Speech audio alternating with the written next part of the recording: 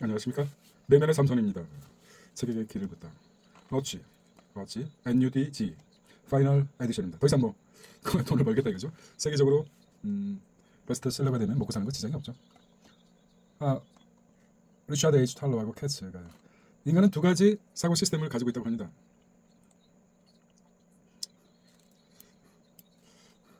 두 가지 빠르게 느리게 자신의 그 내면과 외적인 자아와 내적인 자아가 충돌하는 개념이라고 생각합니다. 계획적인 자아와 행동하는 자아. 러치는 행동하는 자아의 자일까요? 사람들이 자기적으로 나은 선택을 하도록 중요한 선택합니다. 러치가 왜 인기가 있을까요? 기본 설정이 디폴트입니다. 선택 설계. 기본 설정이 뭘까요? 물론 뭐 이 책은 많이 저의 그 유튜브를 보시는 분들은 책에 관심 있는 분이십니다. 근데 기본 디폴트가 뭘까요? 생각해 보셨습니까? 성격이란 말이에요. 타고난 성격. 기본 디폴트. 저는 그렇게 이해합니다. 러치에 대한 NUDG 뭐 이런 게 나오고 아시겠지만은 러치는 인간의 합리성을 고려해 강제하지 않으면서도 더 나은 선택을 유도하도록 하는 선택 설계 전략이다 이렇게 표현했습니다. 추가적인 질문을 해보겠습니다. AI가 얼마나 똑똑해질까요? 그런 생각을 해봅니다. 기본 설정과 선택 설계 영역. 기본 설정이 사람들의 행동에 미치는 영향에 더욱 확실하게 이해하고 현대 사회에서 이를 이용해 활용할 수 있는 방법을 탐구하는 게 중요합니다. 어떤 세상에 진리가 없습니다. 진리를 추구하는 사람, 추구하고 정립하라는 게 인간의 노력이지만 신은 그렇게 생각하지 않습니다. 어쨌든 뭐 러치라는 것은 제가 생각하기에 거인의 엉덩이에 깔려 앉아있으면 안 됩니다. 저도 한 1000권의 책을 읽고 뒤늦게 너무 그 회의가 됩니다. 정말 책대로 그들은 행동하고 있을까라는 그 의문점. 다음 책으로 이어가겠습니다. 두 번째는 돈의 규칙입니다. 신미철. 이런 책을 어떻게 썼을까요? 이런 생각도 듭니다. 한번 진행해 보도록 하겠습니다. 돈의 규칙이 있을까요? 제목부터 기분 나쁘지 않습니까? 돈의 규칙이 있을까요? 이런 생각도 해보고 근데 이런 제목을 잡아냈습니다. 우리가 S&P 뭐 이렇게 나왔는데 이건 좀 잘 된 것 같습니다. 돈의 규칙이 뭐가 있을까요? 제가 생각하는 뭐 이런 얘기를 합니다. 이 AI 도움을 받아서 물론 저의 독서 노트도 있습니다. 독서 노트를 한번 읽어보겠습니다. 2008년 제로금리 시대 연준의 최대 양적 완화 정책. 멀티캐스팅을 하다 보니까 여기서 돈의 규칙이라는 게 무엇이냐? 당신은 돈의 명령을 기다리는 돈의 규칙. 이런 생각을 해본 적 없었습니까? 워렌 버핏의 점심 식사 시간이 파트너를 구하는데 거의 한 250억, 뭐 많게는 뭐 이제는 뭐 1000억까지 갈 겁니다. 워렌 버핏이 나이도 많고. 근데 그 사람이 점심 식사에 임했을 때 화려하게 무슨 뭐 멋진 식사가 하는 게 아니라 햄버거에 콜라, 코카콜라. 이게 왜 그러냐면은 워렌 버핏은 콜라를 투자하고 있습니다. 코카콜라. 그것도 상징적인 의미죠. 워렌 버핏은 어떤 존재입니까? 세계적으로 11살 때부터 주식 투자해가지고 90이 넘고 100살이 바라보는 나이입니다. 저는 개인적으로 사람을 만날 때 투자자 그러면 별로 회피합니다. 왜냐? 워렌 버핏이 했듯이 그들은 솔직히 저도 마찬가지입니다. 어떤 면에서 내가 상대 커피를 산다든지 밥을 산다든지 그런 돈이 아까울 수가 있습니다. 왜냐하면 그 돈이면 내가 새로운 주식을 한두 번 더 사야 되겠다 이런 생각. 그러니까 결과적으로 우리가 워렌 버핏이 지금 세계 포브스지에서 3, 4위권, 네, 이제 뭐 어떨 때는 2위 하지만은 결국 그는 돈에 대해서 굴복하고 살고 있는 것입니다. 햄버거 말고 얼마나 맛있는 게 많습니까? 그래서 돈의 규칙이라는 게 있지 않습니다. 돈의 규칙은 없습니다. 근데 여기서 이 책에서 중요한 것은 책의 그 표지에서 나타납니다. 글을 쓰는 사람들은 명심해야 됩니다. 서른 잔치는 끝났다. 제목 자체가 대단하지 않습니까? 실적으로. 근데 내용에 들어가 보면 허접합니다. 저게 시인이야? 그럴 정도로 비판이 심한데 제목은 죽여줬습니다. 서른 잔치는 끝났다. 그리고 그런 기반에서 깊게 책을 읽다 보면은 어떤 생각이 드냐면 이제 마흔을 집중하고 있습니다. 마흔에 있는 건주로, 마흔에 있는 공자, 마흔에 있는 맹자 이렇게 나오지 않습니까? 돈의 규칙은 자산 올라가는 거, 그다음에 미래. 아는 자는 자산이 올라가 있고 모르는 자는 떨어진다고 그러지만은 결과적으로 워렌 버핏이 하루에 한 500페이지 이상을 읽는다고 합니다. 그분은 뭐 대단한 분이시죠. 근데 결과적으로 판단은 늘 불안합니다. 삶 자체가 정말 마음대로 놀지도 못하고 저희 와이프가 그런 말을 한 적이 있습니다. 당신은 늘 그렇게 돈에 얽매여 가지고 사느냐. 여행도 하고 외국 여행도 하고 좀 즐길 땐 즐겨야 되는데 가장 그 알코올 중독보다도 더 무서운 게 뭔지 아십니까? 일 중독이라고 합니다. 여기까지 하고 넘어가겠습니다. 그래서 우리가 어떤 사물을 볼 때 엄청나지 않습니까? 세상에는 3억 권 이상의 책들이 세상에 쏟아져 나오고 있습니다. 계속해서 그 책 속에서 우리가 진실을 알 수 있는 것은 빙산의 일. 그러니까 저자가 표현하는 것은 이 그림으로 한 그림으로 끝나는 것입니다. 그가 저자가 이 신민철 저자가 훌륭하지만은 말하고 싶은 이 그림 하나로 끝나는 것입니다. 서른 잔치는 끝났다처럼 우리 행간의 뜻을 바라면서 살고 갑시다. 넥스트 책입니다. 무엇을 주고 어떻게 받을 것인가? 불확실한 순간에 주도하는 협상의 기술. 협상의 기술은 훌륭한 책들이 많습니다. 각본 없는 협상, 상황 대응력이 다릅니다. 지금 협상의 기술에 제일 활용하고 있는 게 트럼프 아닙니까? 뭐든지 트립 잡습니다. 원리, 마이크 원리. 정답은 없습니다. 세상에 정답이 있겠습니까? 어떤 이 사람의 글을 써놨는데요. 협상에서 상대방의 감정을 이해하고 조절하는 능력은 어떻게 향상시킬 수 있을까요? 협상에서 즉흥적으로 대처하는 것과 계획적으로 대처하는 것의 균형을 어떻게 맞출 수 있을까요? AI 발전함에 따라서 인간의 협상 전략에 어떤 점이 중요할까요? 이런 질문을 남겼습니다. 트럼프가 요즘 주장하는 게 있죠. 제로섬 게임이죠. 어찌 보면은 관세라는 거 말이죠. 보호 무역을 한다는 것은 너의 물건을 우리나라에 들어왔을 때 우리나라에 있는 물건값과 차이가 나기 때문에 관세를 부과한다. 그건 합리적인 거죠. 왜냐? 비슷한 경제 효용의 차이가 있는데도 불구하고 외국계 너무 싸다. 그러면은 권하죠. 자국민을 살리거나. 그래서 그게 관세 정책입니다. 근데 무리하게 비상식적으로 관세를 올리잖아요. 그러면은 상대 국가에서 무역의 중요성, 우리가 이제 거시적으로 매크로적으로 생각한다면은 우리가 그 과거에 그 역사적으로 중국의 역사를 봅니다. 중국의 역사가 길고 어떤 나라에서 춘추전국 시대였을까요? 어떤 임금이 그 삼배를 잊기 시작했습니다. 그러니까 모든 사람이 삼배를 잊기 시작했습니다. 백성. 왜냐하면 요즘 말에서는 어떤 그 셀럽, 어떤 대표적으로 행동하니까 유행처럼 번졌습니다. 그러다 보니까 삼배 가격이 엄청 올라간 거죠. 삼배 적국에서 삼배만 엄청 생산하고 무역의 기초를 무너뜨리고 삼배만 생산했습니다. 옳거니 그 나라 임금은 삼배 옷을 갑자기 벗고 또 한마디 던집니다. 앞으로 삼배를 입는 자는 참수행에 처하겠다. 그러니까 갑자기 임금이 삼배 옷을 벗고 군용 옷을 입었다 이겁니다. 그러니까 상대 적국에서는 밀무역이든 어떤 무역이든 돈이 되니까 삼배를 다른 자기가 기존에 있던 생산 능력을 버리고 삼배만 생산하고 무역했었는데 최대 수요국이 버린다고 하니까 뭡니까? 그 나라의 경제는 파탄해졌습니다. 그래서 싸우지 않고 이겼다는 그런 역사적 사실이 있습니다. 충분히 우리가 생각해 볼 만한 것이죠. 그래서 그런 부분을 말씀드리겠습니다. 저는 누구한테 얘기하냐면 내면의 삼성. 네, 알겠습니다. 말씀하십시오. 여기서 깨달음이 있으셨습니까? 네, 있습니다. 그래서 우리가 생각하는 그런 것들. 드디어 이제 저의 정치색을 얘기하겠습니다. 전환길. 내 운송이 내 인생이고 싶지 않아. 저도 뭐 이런 이분 내 인생을 이해할 수 있습니다. 저도 마찬가지로. 이분도 꿈이 있었을 겁니다. 공무시험 고시 공부해가지고 훌륭하게 전환길입니다. 정부 관료가 돼서 장관도 되고, 뭐 가장 우리가 도달하기 힘든 대통령도 되고 했을 겁니다. 그러다가 실패를 한 거죠. 고시 실패해가지고 배운 게 공부라 하고 강사가 돼서 굉장히 인기 강사가 됐을 겁니다. 그러다가 이 글을 읽었습니다. 지금 현상의 전환길이 아니라 그 전에 전환길 책을 읽었습니다.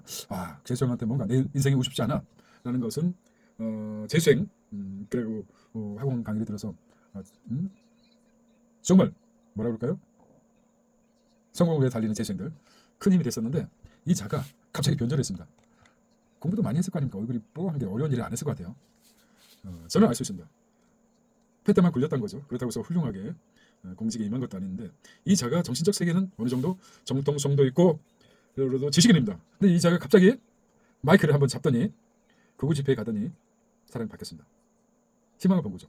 후문에 의하면 뭐 그 사업을 나름대로 훌륭한 사람입니다. 시선을 쥐어잡는 그런 인간이기 때문에. 근데 사람은 체면과 명예 때문에 인생을 막으시는 것입니다. 안타깝습니다. 그렇지. 선생이라는 자가 물론 개인적으로 이런 생각도 들겠죠. 내가 열심히 살았는데 나를 환호해 본 적은 없습니다. 나를 자존감을 세워준 게 수많은 군중 앞에서 마이크를 들었을 때 내 한마디에 군중들이 떠들고 환호하고 감사하고 열광하고 이게 어떤 겁니까? 군국주의. 히틀러가 그랬습니다. 히틀러의 연설은 대단한 것이었습니다. 히틀러. 근데 그는 그 연설을 위해서 밤새도록 원고를 갈고 닦고 또 그 당시에 그 프로파간다라는 게 나왔습니다. 선전선동. 지금처럼 뭐 리얼처럼 화면에 보여주는 게 아니라 목소리로 하기 때문에 뛰어났던 모양입니다. 히틀러가. 예를 들어서 닉슨하고 케네디 선거전 있지 않습니까? 닉슨 자체는 원래 닉슨은 굉장히 치밀하고 정말 그 일벌레처럼 상대방의 그 곱씹은 스타일입니다. 집에 가서도 녹음해서 음성을 듣는 거죠. 근데 케네디는 달랐습니다. 케네디는 바람둥이 아닙니까? 어찌 보면 케네디는 그러니까 갑자기 TV가 딱 나왔을 때 거기에 아주 걸맞는 사람이었습니다. 얼굴도 그렇고 말도 좀 그렇고 그러니까 어떻게 보면은 스타죠, 스타. SNS가 아니라 TV 스타죠. 닉슨하고 실제적으로 이런 통계가 있습니다.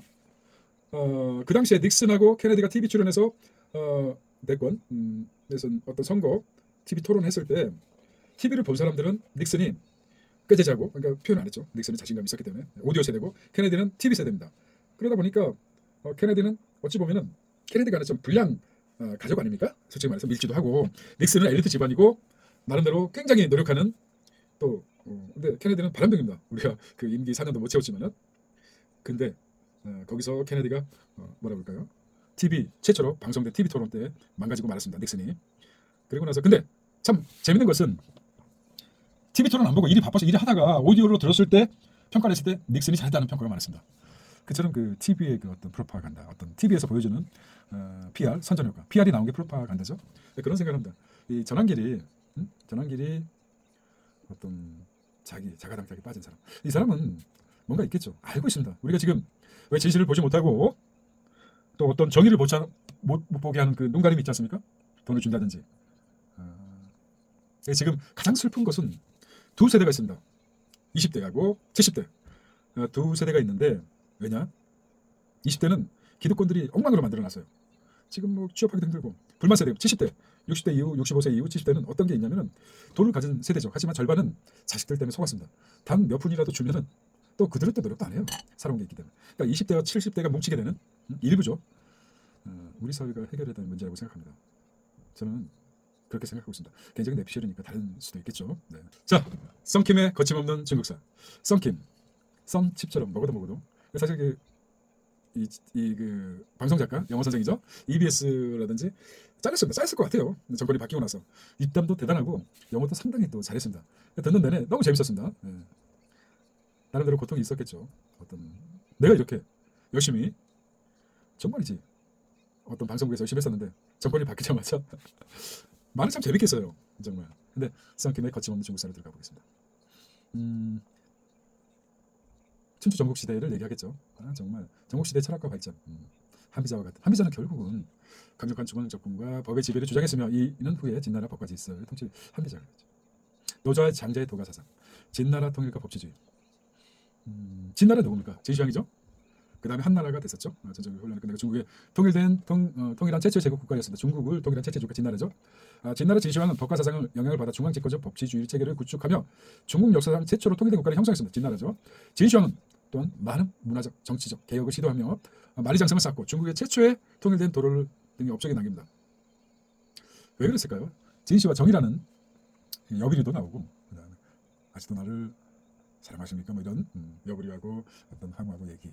사실 진시황은 불로초도 찾고 막 했지만 50세에 죽었습니다. 올량거에서. 그리고 그 다음에 부초 장자에게 죽기 전에 상속을 내가 지명하겠다. 왕위를 넘길 사람 부초다. 왕위를 넘기겠다 했는데 이사하고 조고 황강 조고가 이거를 위조를 해가지고 두째 아들한테 넘겼습니다. 부초는 자기라고. 그때 장군이 누굽니까? 어쨌든 그래서 그것까지 좋습니다. 예? 근데 거기서 수많은 백성들이 죽었습니다. 예? 자, 한나라 설립과 유고배. 한나라는 무너진 진나라 이후의 왕이죠. 유방이죠, 유방. 우리처럼 뼈대에 있는 지방에서는 한 고조 유방에 대해서 이름이 뭐야, 유방이야? 근데 나름대로 뭐 유교 중심으로 종교가 있어야지 통치가 편합니다. 인도에서는 카스트 대조 제도를 유지하고 있지 않습니까? 영국이 100년간 인도를 지배하다가 그 다음에 넘겼습니다. 간디 뭐 이런 것도 있었지만 근데 그 카스트 대조가 기존의 권력자들이 더 강화시켜가지고 아직도 유지됩니다. 웃기지 않습니까?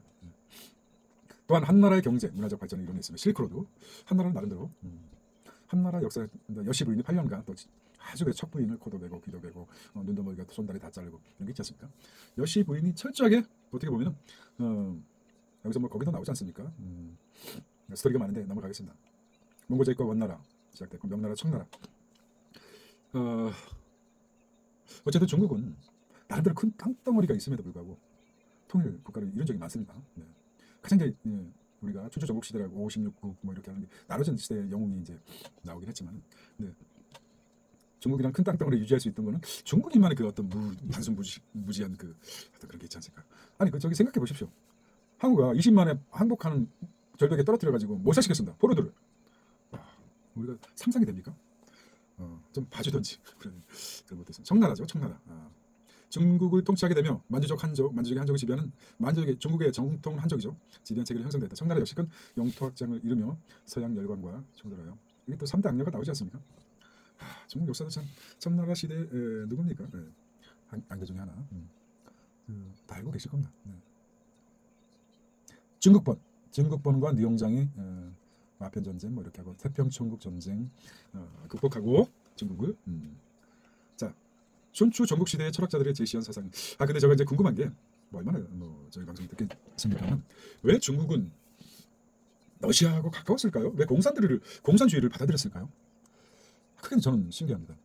유교 사상하고 유교 사상, 정신적 세계가 나름대로 뛰어난 나라임에도 불구하고 왜 공산주의를 그렇게 쉽게 받아들였을까 하는 아쉬움이 저는 있습니다. 중국이 왜 그랬을까? 그런 생각 듭니다. 왜 공산주의를 이렇게 쉽게 받아들였을까 하는 생각. 지금도 풀리지 않는 겁니다. 그래서 이제 그런 답이 개인적인 내피셜로 정확하게 한번 내가 깨달을 수 있는 날이 있을 거라고 생각합니다.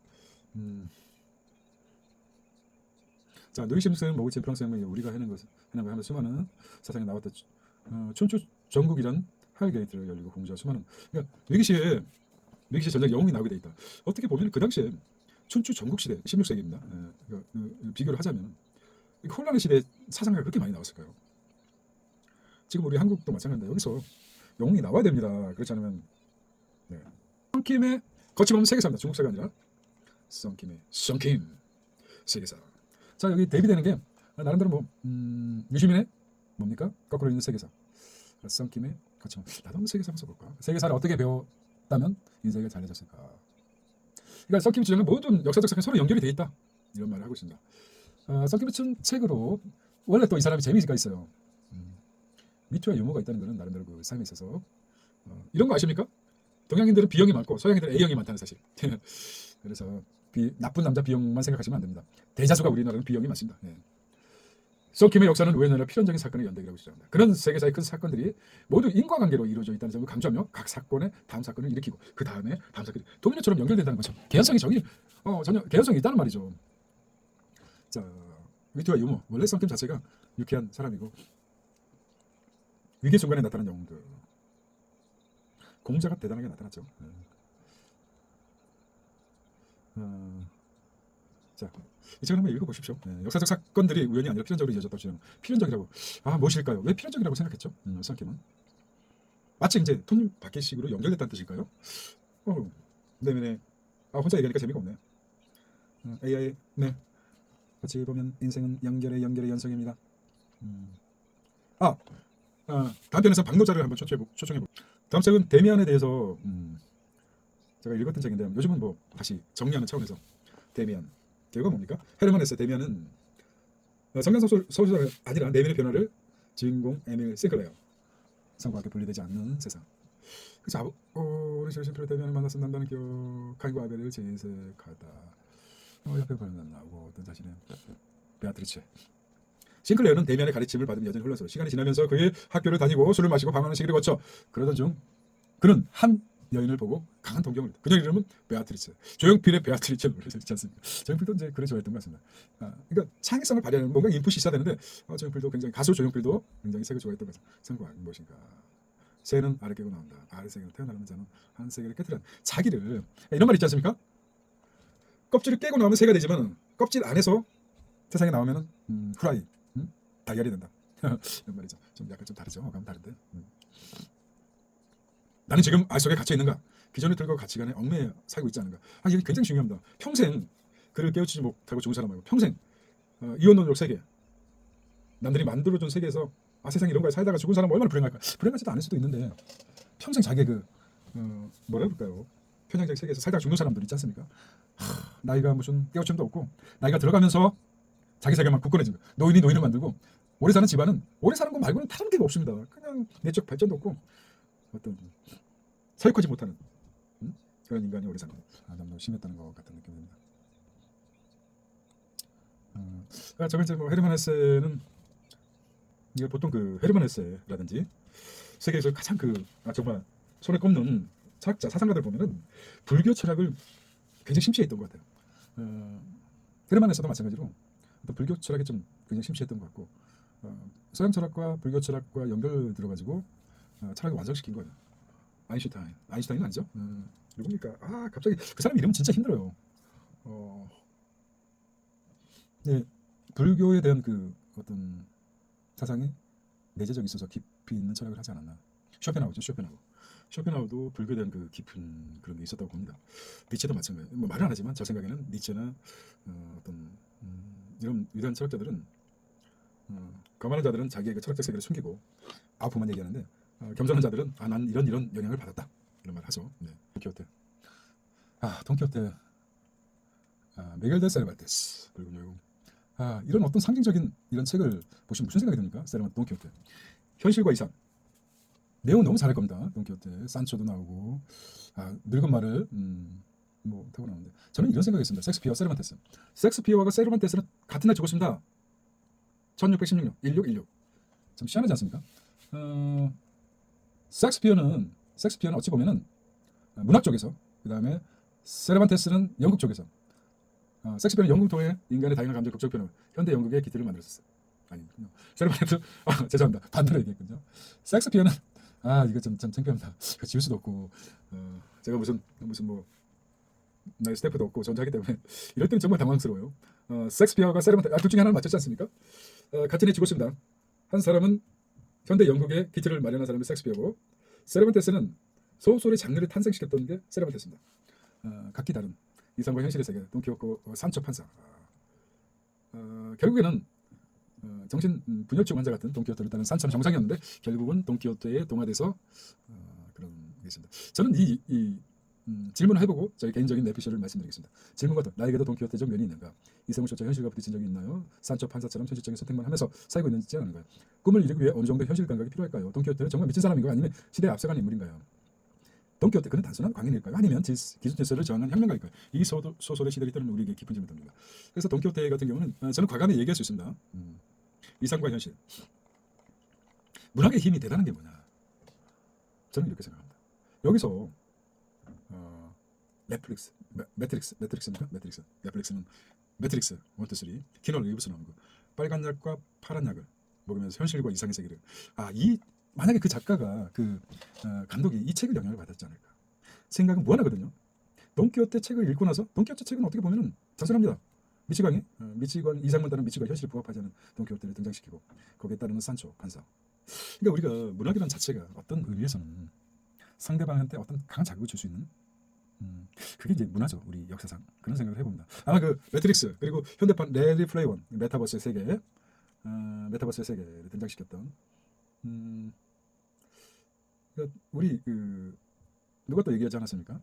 그림 잘 그린 사람이 누구죠? 생각이 안 나는데 그림 하나 그리는데 엄청난 끈적끈적거려도 뭐 대단한 작품이 나오는 거 누굽니까? 넘어가겠습니다. 자, 미아로 산다는 거 박노자. 오늘은 좀 어렵게 박노자 박사님을 모시고 교수님을 모시고 함께 하도록 하겠습니다. 안녕하십니까? 박노자입니다. 저는 러시아에서 2000 몇 년도에 귀국해서 내가 존경하는 우리 스승님의 박씨를 따고 중국의 노자를 좋아하니까 공자를 좋아하니까 공자의 노자를 써서 박노자라고 이름을 지었습니다. 네. 자, 박노자의 미아로 산다는 거.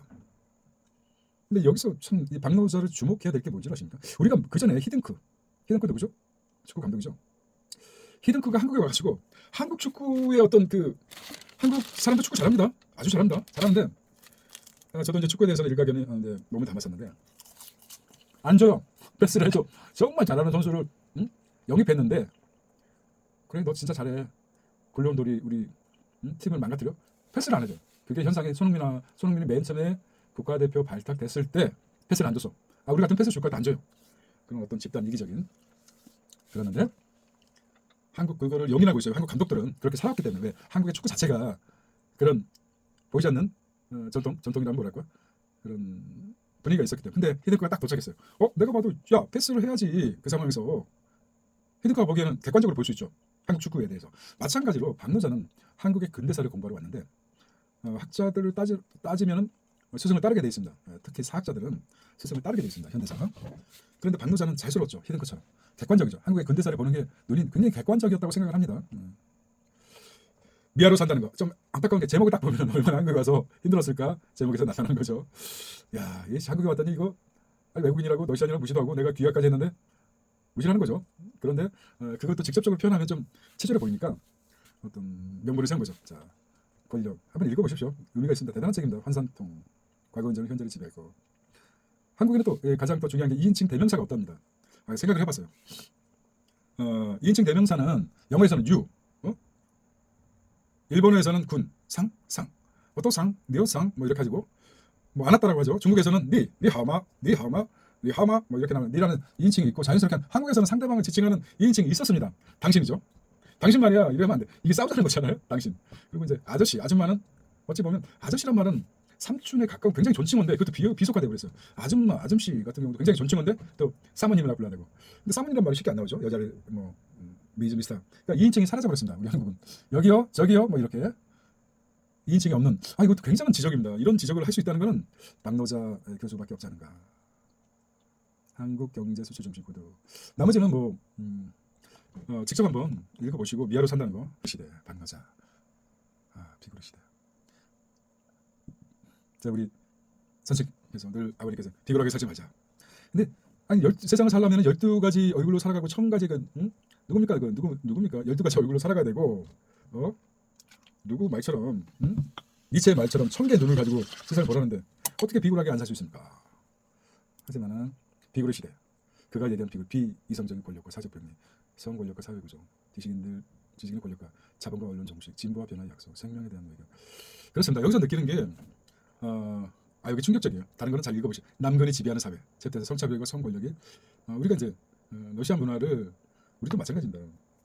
미디어가 발전되고 각 나라의 어떤 고유적인 그 전통. 미국 같은 경우도 막 반란 가지고 뭐 어떤 뭐 이렇게 있지만은 일부 하이계층에서는 결혼하기 전까지 순교를 또 시키는 그런 문화도 있습니다.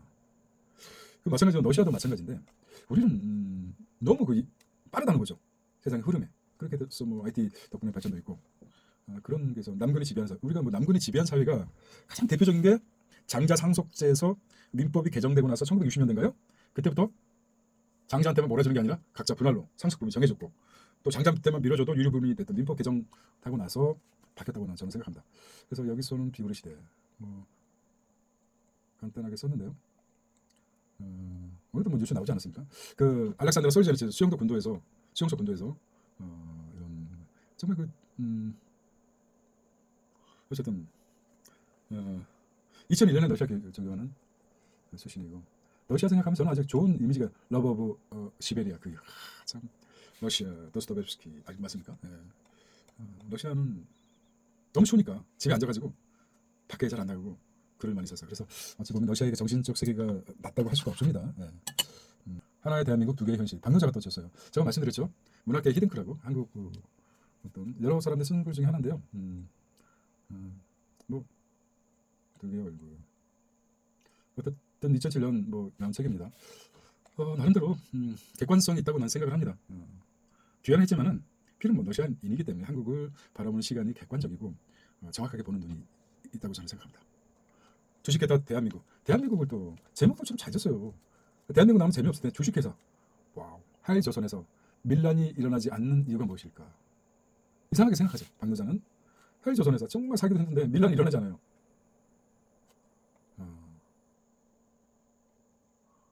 굉장히 박노자 저자가 생각하는 그 터치가 손석희하고 박노자 그 인터뷰를 봤는데 박노자가 그 해안이 참 탁월하다는 생각이 들어요. 한국말도 잘하고 한국의 구조적인 문제가 무엇일까? 불평등과 노인 자살 문제.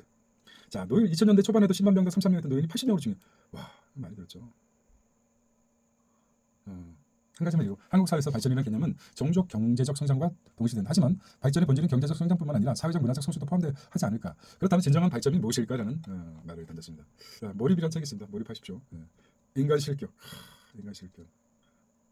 결국 자살 시도를 하고 결국 30대 1909년에서 1948년이니까 39세 죽었습니까? 9를 빼면 9년에서 48에서 9를 빼면 39죠. 39세 죽어요. 나는 인간으로서 실격이다. 인간 실격이죠. 인간 실격. 그래도 일찍 죽어도 영원히 이름이 나니까 장하준. 한국경제 길을 말하다 장하준. 자존감이 높은 것 같아요. 자기 이름을 탁 쓰고 한국경제를 말하자. 자기가 장하준 써도 되는데 제목에서 느끼는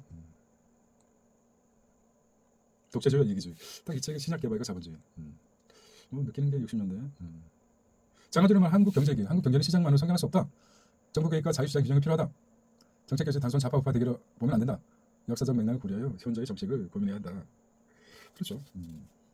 우리 경제 미래는 어떤 방향으로 갈 것인가? 정부 개혁과 자유시장 균형을 어떻게 맞춰야 하는가? 복지는 우리 경제 필수 요소가 아니. 여기는 이제 이거는 뭐 정론화된 것 같아요.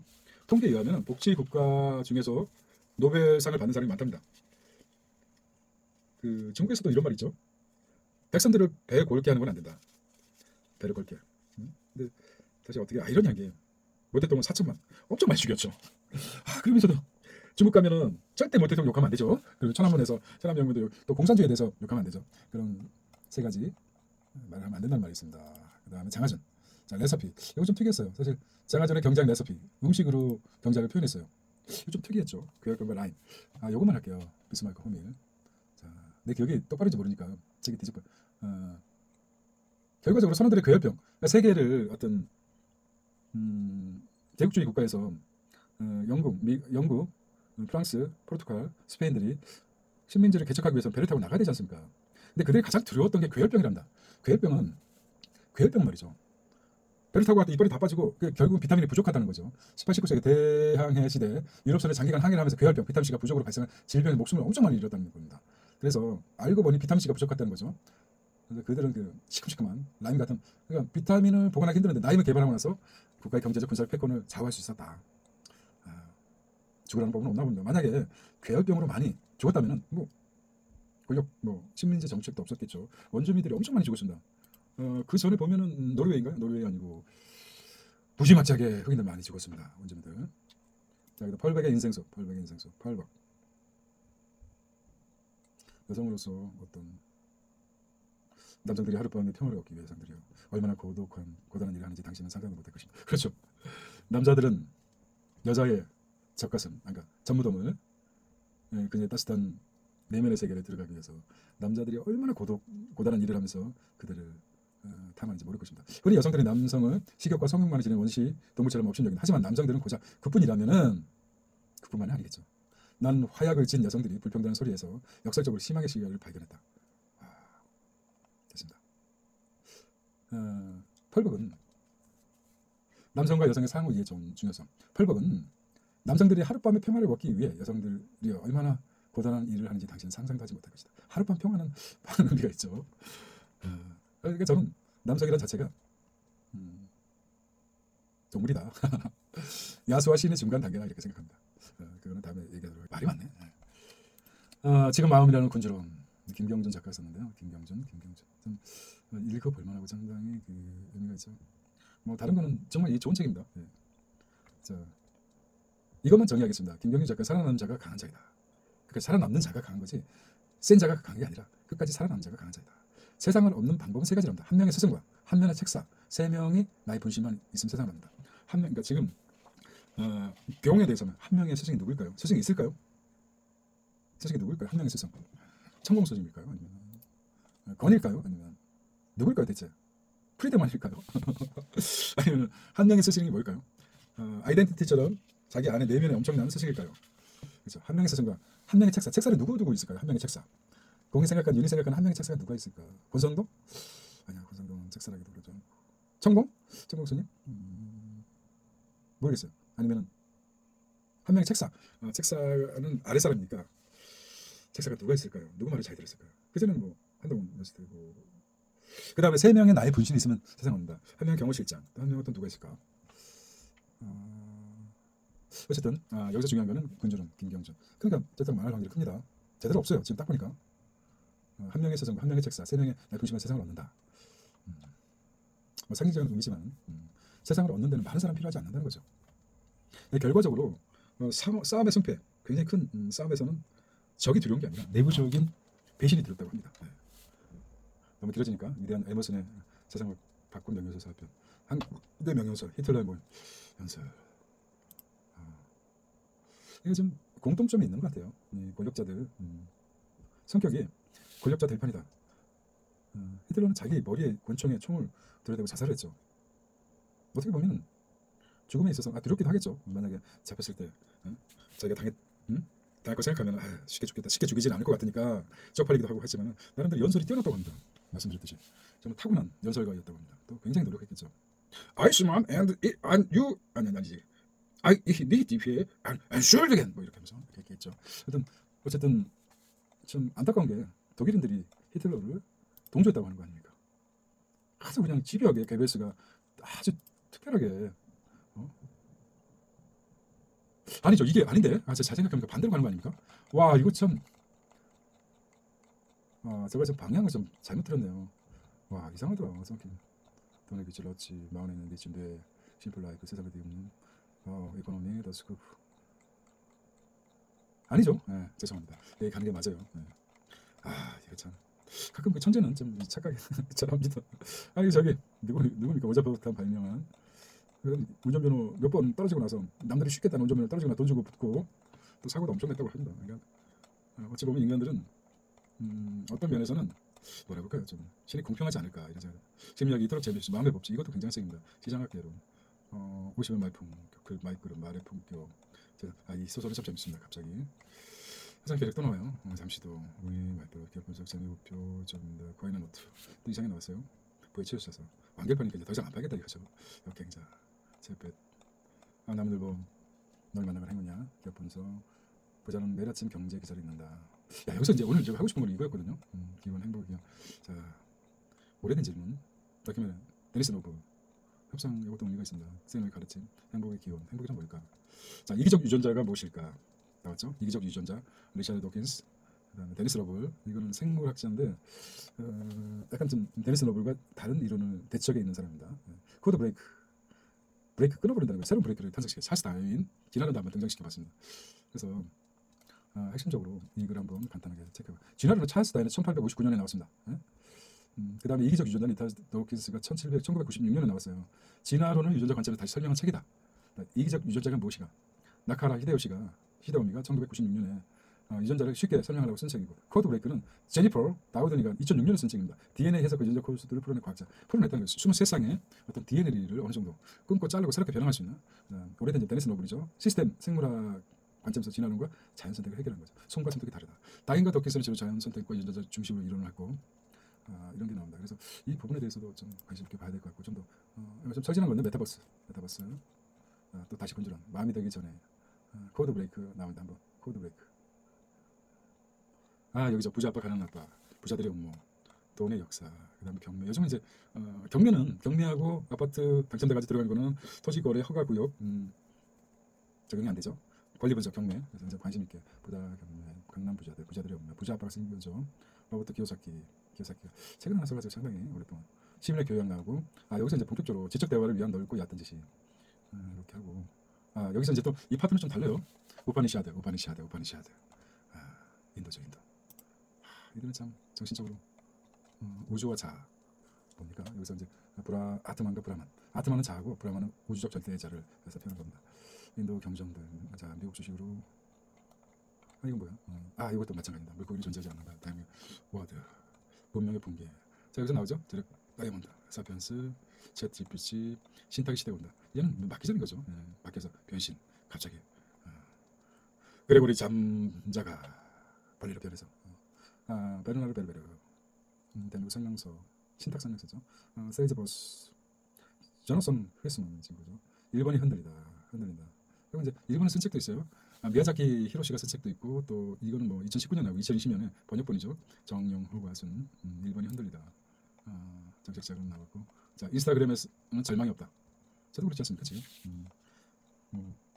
만약에 인스타그램이 없었고 컴퓨터가 없었고 뭐 운동도 잘 못하고 그래도 뭐 하면서 소리를 할 겁니까? 이런 생각도 들면서 이걸 좀 정지우가 제대로 제목을 잡으면 인스타그램 뿐이겠습니까? SNS, 유튜브, 틱톡, 페이스북 뭐 이렇게 뭐 또 이렇게 트위터 뭐 이런 게 있지 않습니까? 밀레니엄 시대의 세상을 어떻게 이해하는가? 또 이쪽에서 좀 잘하는 사람들 돈도 많이 벌겠죠. 네. 이렇게 하고 다음 기회에 이걸 한번 더 할 수 기회가 있으면 좋겠습니다. 사피엔스, 사피엔스하고 청균세도. 그래서 오늘 좀 시간이 좀 됐는데요. 이렇게 마무리하도록 하겠습니다. 자, 오늘도 제가 할 것은 지킨 것 같습니다. 너무 감사하고요. 저한테 감사하다는 말 하고 싶어요. 뭐, 자, 너무 이제 제가 한 걸 보고 한 걸 읽고 너무 많은 걸 이해하려고 하면 안 됩니다. 그럼 자기 발전이 없어요. 또 엉덩이에 깔려있는 듯한 저렇게 완벽하게 글을 썼는데 나는 이게 뭐지? 똑같은 시대를 살면서 나는 왜 그런 글을 못 쓰지? 왜 나는 이런 네, 그들도 마찬가지입니다. 책을 한 권 완성하기 위해서는 굉장히 집필 기간이 길습니다. 우리는 단기간에 뭔가를 그냥 성취하려고 할 뿐이지 그게 도둑놈 심보라 이런 말씀입니다. 그들은 1년, 2년, 길게는 뭐 수십 년을 걸쳐가지고 대작을 완성됐는데 태백산맥이라든지 한강 저 종류는 10년 뭐 이렇게까지 수십 년 걸쳐가지고 한 대작을 박경리의 토지도 마찬가지고 우리는 그거를 당장 우리 것으로 뭐 하루에 한 권, 이틀에 한 권 읽어가지고 자기 것을 만들고 나는 이런 글을 못 쓰지 이렇게 할 필요가 없다는 거죠. 무슨 말씀인지 아시겠습니까? 각자 행복 청량 법칙에 의해서 각자의 행복은 하나님이 저물주가 다 걸맞게 만들어놨다는 것입니다. 자, 말이 길었습니다. 세계의 길을 묻다. 삼성이었습니다. 달콤한 저녁 되십시오. 안녕.